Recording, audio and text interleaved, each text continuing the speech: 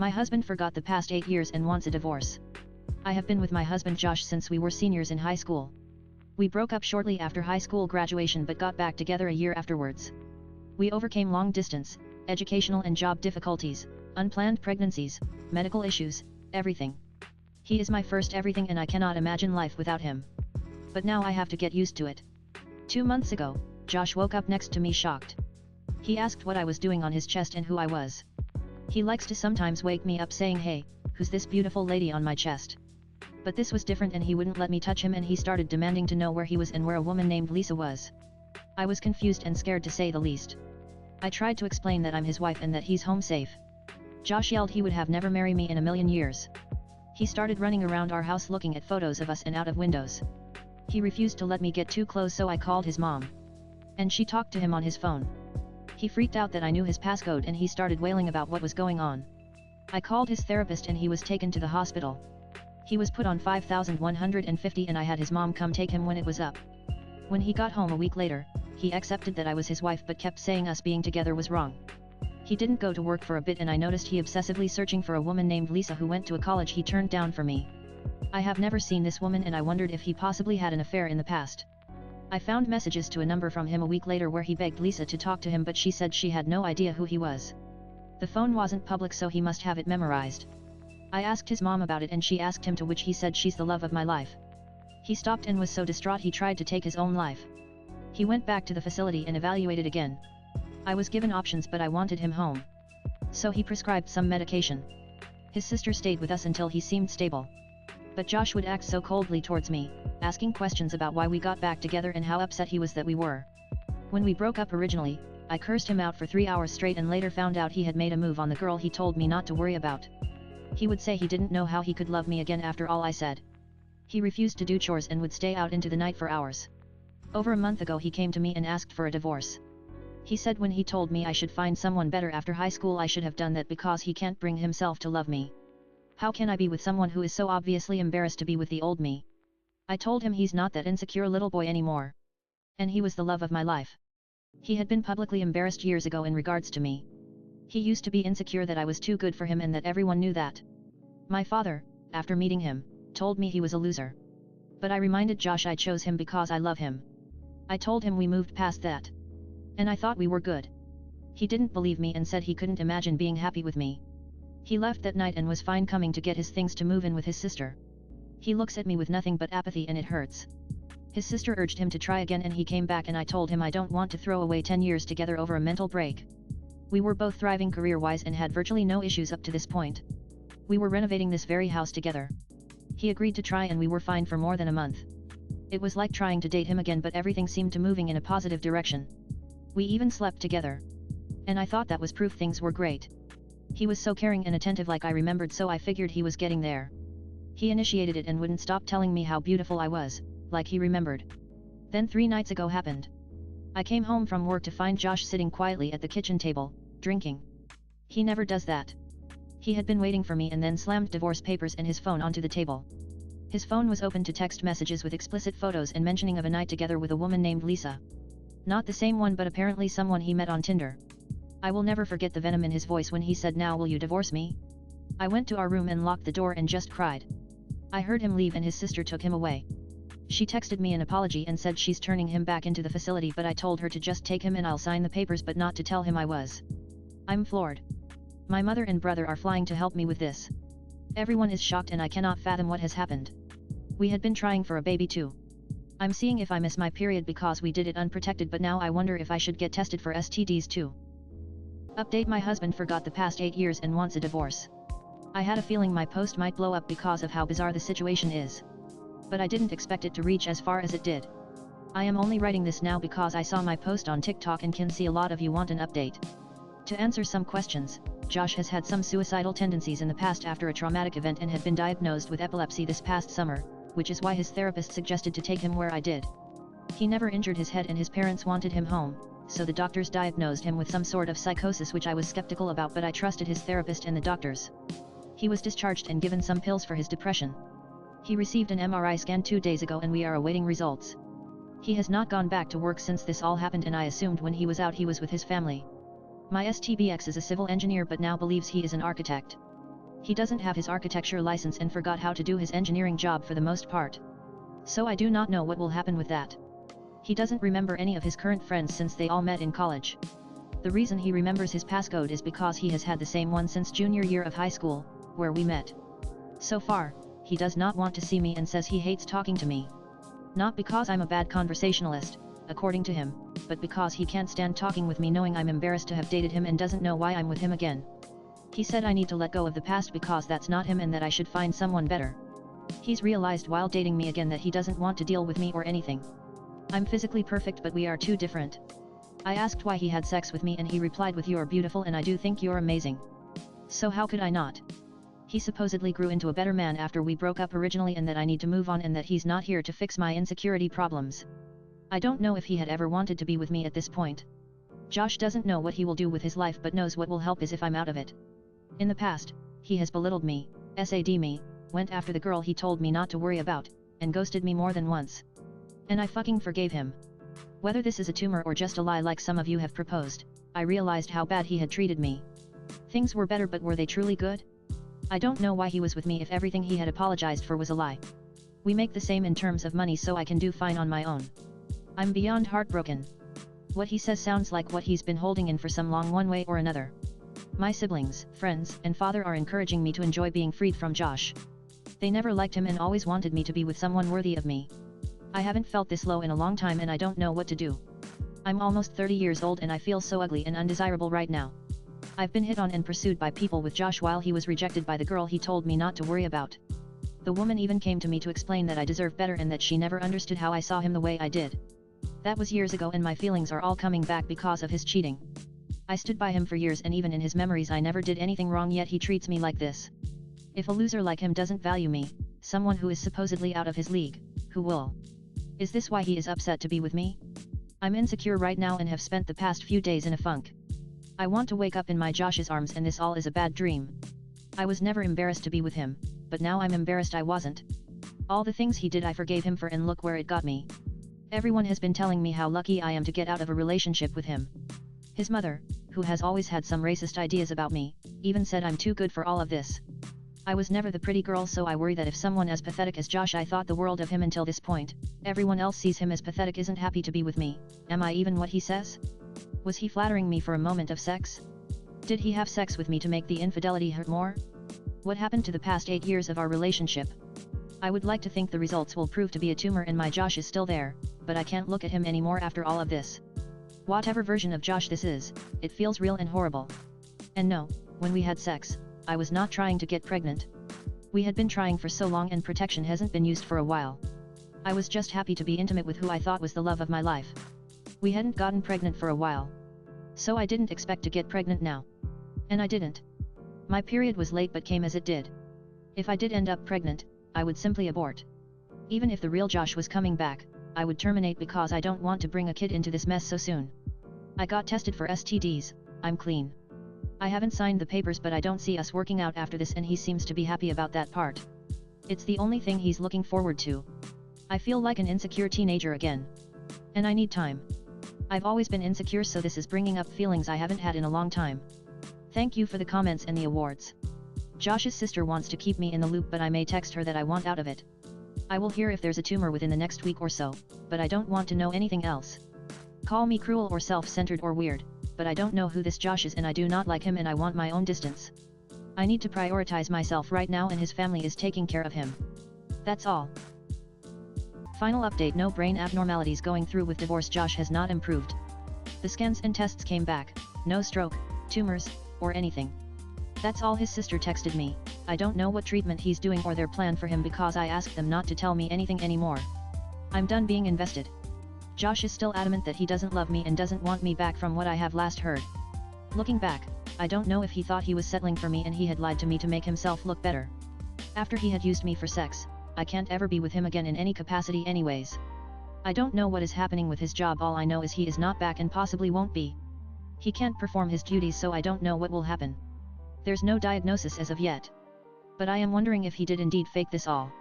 If he is, he's really committed to it if he is. I don't know if this baby dream of his and wanting to supposedly be with me forever were just overcompensating for how he really felt, but it does no good dwelling on that. He's not a good person and I need to accept that. When I talked with his parents over the phone, tensions were high. Mill was a wreck, begging to know what went wrong, and my Phil was encouraging me to stay. I kept telling them I don't want to know anything regarding him anymore, and if they continued I would hang up. They wouldn't stop, so I hung up. They texted an apology a day later and asked to come meet me for coffee with Sil. Sil and I have gotten close over the years. And she convinced me to meet with them, no Josh.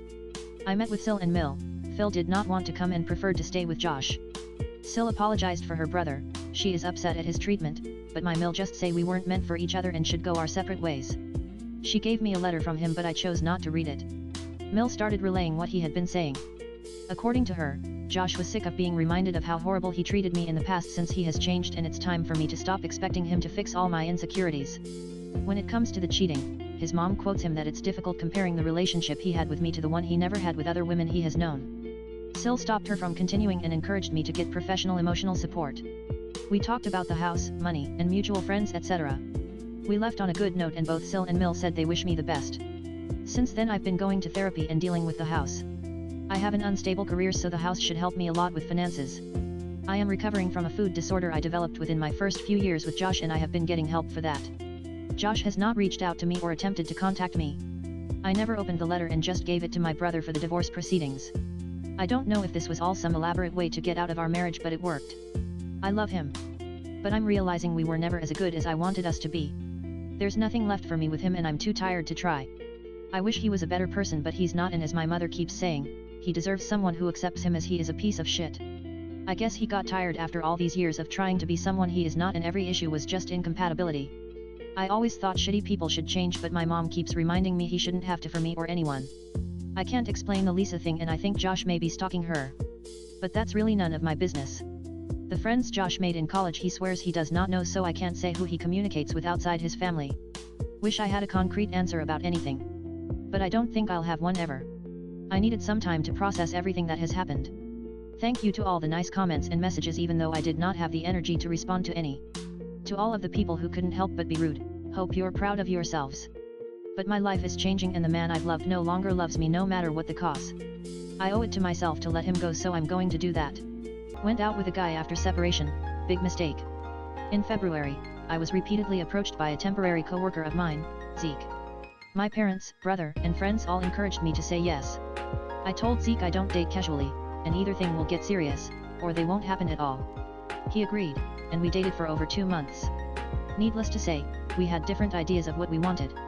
I thought we were connecting, and he was just focused on breaking the code to get into my pants. There were a lot of signs that this guy wasn't right, but he was very manipulative. He even fabricated a fake person to make everything that had played out oddly seem legitimate. Later on, he said he had a carnal and animalistic desire for me that was overwhelming him. I reminded him I wouldn't have sex outside of a relationship, and he said he respected that.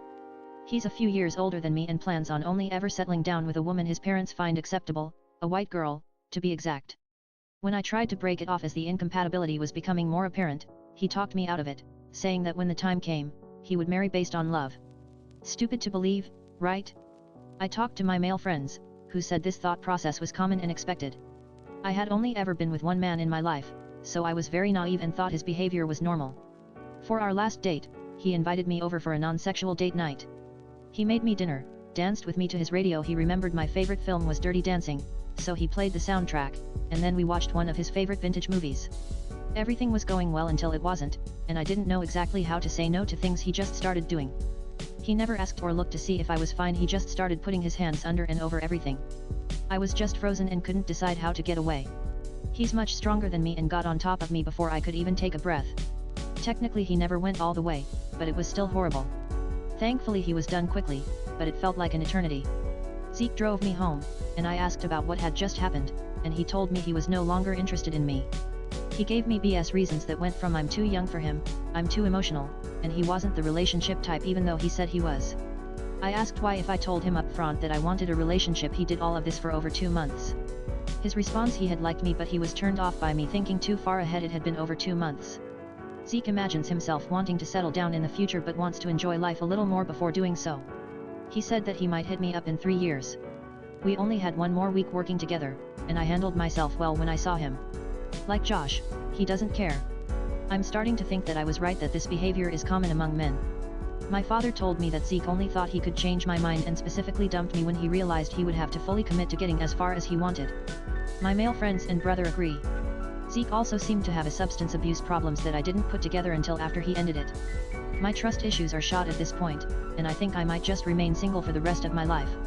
I got a call from my soon-to-be ex-Mill last night asking if I was dating other men. One of my neighbors saw Zeke pick me up and immediately called Mill.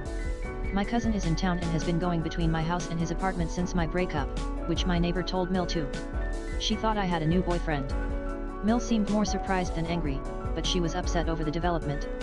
She was hounding me for details and being too nosy for my liking, so I hung up on her. I am glad I had this experience because I learned from it, and cannot wait to never hear from Josh's family again. But after this, maybe I should invest in a sex toy and a body pillow. Just got fired. Been working this contracting job for almost a year now. Everything was great until I got a new supervisor who had an issue with everything I did. My plan, my team, everything fell apart because of one person. I suffered for months and I admit slacked off at times, but it was clearly impossible to please these people. I worked tirelessly and was even advised by friends to quit. Then I got an email a week ago that informed me I had been terminated. All those months of work, for absolutely nothing to show for it. They even took away my access to the assets I made. My former employees? Still employed. Like a bad relationship, I fucking stayed even though I was miserable until the choice was out of my hands.